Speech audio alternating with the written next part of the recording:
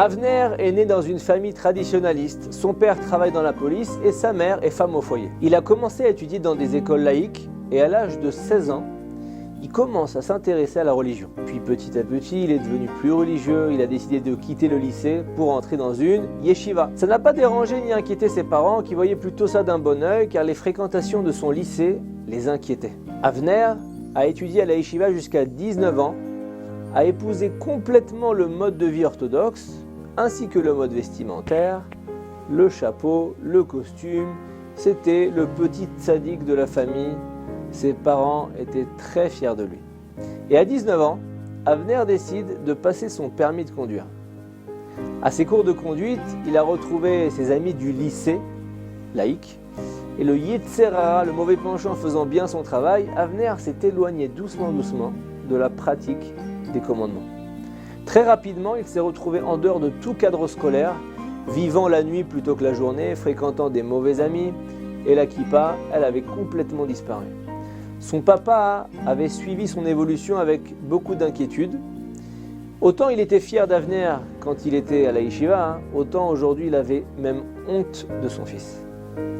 Et environ 1 an après avoir quitté la yeshiva, Avner commence à ressentir des vives douleurs dans le bas du dos. Il ne veut pas inquiéter ses parents et il reste 1 semaine avec des douleurs affreuses qu'il n'arrive pas à calmer. Au bout d'1 semaine, une sorte de fièvre s'installe.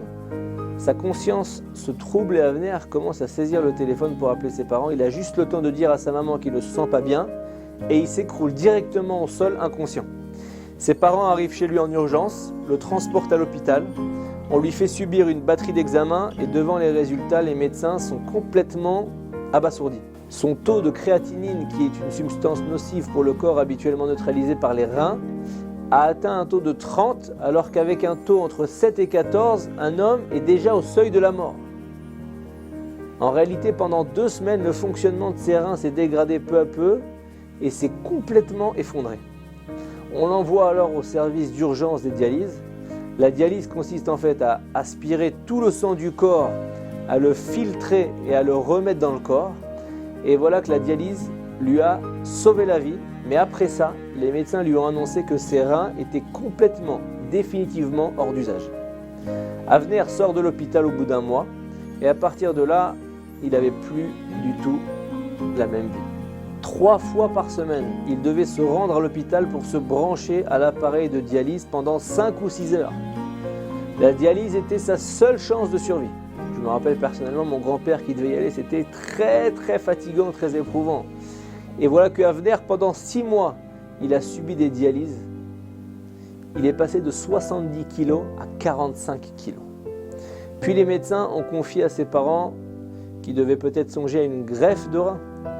Alors ils se sont inscrits sur la liste des dons des reins, mais le temps d'attente était très très long. Et puis par amour et de tout son cœur, son papa prend la décision de donner un rein à son fils. Après l'opération, Avner se remet rapidement, comme si de rien n'était. Mais un peu plus tard, son père, qui était fort, robuste, courageux, devient régulièrement faible. Avner se sent très coupable et il fait le vœu de consacrer sa vie à son père. Avner, il dit à son père, « Je ferai ce que tu me diras de faire. » Et son papa lui répond, « Si tu me le demandes, la plus belle période de ton existence, c'est celle où tu as été élève de yeshiva.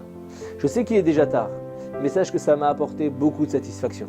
Ce qui m'est le plus difficile dans mon état de santé fragile, c'est de te voir en compagnie de tes amis actuels. » Et immédiatement, il reprend le chemin de la yeshiva. Il coupe le contact avec ses anciens amis.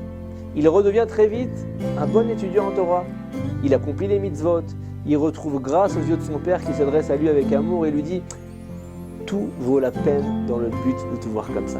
Même ma maladie maintenant, même ma faiblesse. » Et à l'âge de 21 ans, Avner se marie, fonde un foyer. 1 an et demi plus tard, sa femme met au monde un garçon. Son père est le sandak, donc il va tenir le bébé pendant la Brit Mila, ça va être un peu son parrain. Et lorsque le Rav arrive aux paroles pendant la Brit Mila, on dit « Veikare Shemo Be'Israël » quel nom on va donner à l'enfant? Avner annonce le prénom de son père. Il donne donc le prénom de son père à son fils. Avner et son père éclatent en pleurs. Toutes les personnes présentes ne peuvent pas retenir leur émotion.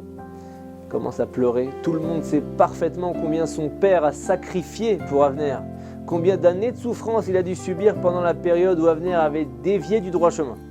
Et malgré tout, il lui a offert l'un de ses membres pour qu'il puisse arriver au mariage et fonder une famille.